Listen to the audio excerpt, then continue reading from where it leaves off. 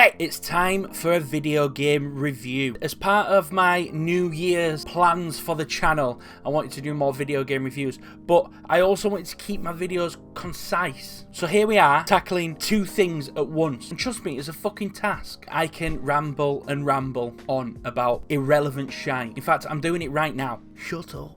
Get on with it.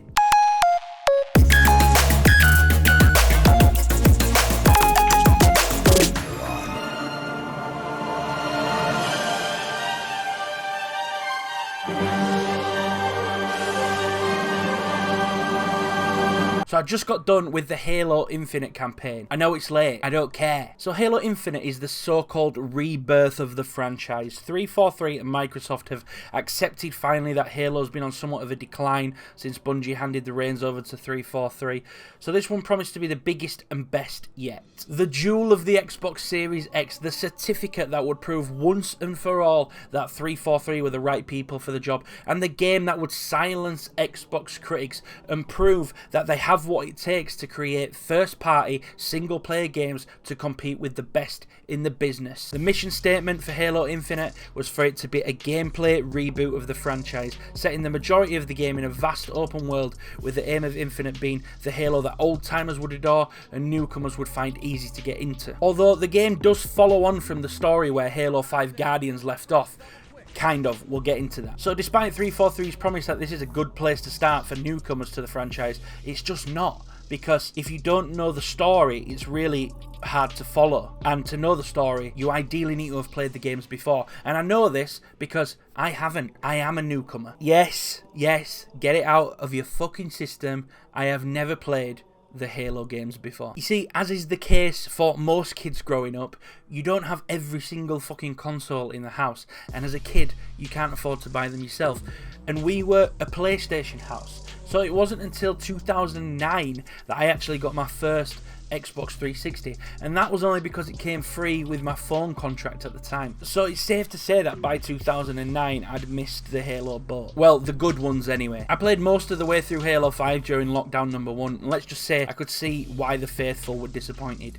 It was a sack of shit. Anyway, yeah, about an hour into Halo Infinite, I found myself going back and watching YouTube videos that recapped the full story so far of Halo, because I didn't have a fucking clue what was going on. After a good hour or so of research, I was up to scratch with the story, and it turns out that at the end of Halo 5, Cortana becomes this bad guy, evil sorceress of the galaxy. So one would imagine that Halo Infinite story would be Master Chief's mission to either take down Cortana or bring her back over to the good side. But no, this game starts with, well, without Cortana. She's dead or erased or something. It's an odd decision really, being that the very last thing that you see in Halo 5 Guardians is Cortana powering up a Halo ring. So I'm not sure if it's just me as an outsider to the story trying to jump in on this one and absorb it all at once, but the story in Halo Infinite just seemed to be lacking. Not in terms of lore, because the lore is clearly thick as fuck, like really truly difficult to wrap your head around, but more that the game doesn't do the lore justice in delivering it in a manageable format to the player. When I watched back a video explaining the story so far to me, I was treated to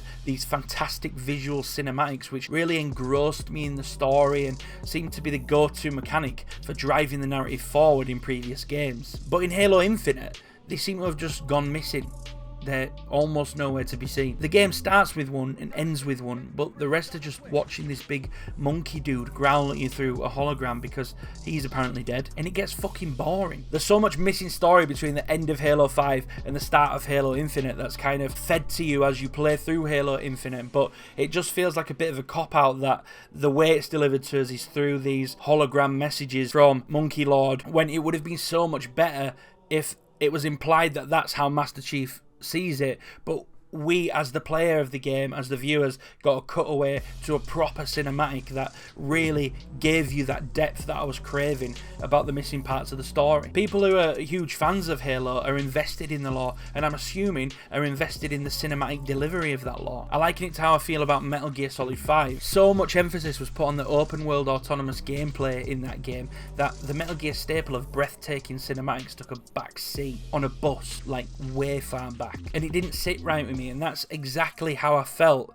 about Halo Infinite. That being said though, this isn't a movie, this isn't a novel, it's a fucking game, and thankfully the gameplay is extremely fun. Many were skeptical about Halo adopting the open world formula and how that would affect gameplay, but it's just super fun. What they've done is made a huge Halo sandbox, thrown you in there and said, here you go do Halo stuff. And that's exactly what you do. The world is littered with enemies, and you'll consistently find yourself in large scale and hectic combat against Halo Infinite's 7 different enemy archetypes. And within those enemy archetypes, there are multiple different enemy styles. For example, you'll come across rocket brutes who fire rockets at you, brute captains who have jetpacks and fly around, making it hard for you to find suitable cover, and these brute berserkers, mean bastards who just fucking run towards you. They will strike fear into your heart, trust me. The game also boasts a decent roster of bosses, none of which are particularly inventive, but they're fun nonetheless. As has always been the case with Halo, traversal and combat takes place on foot,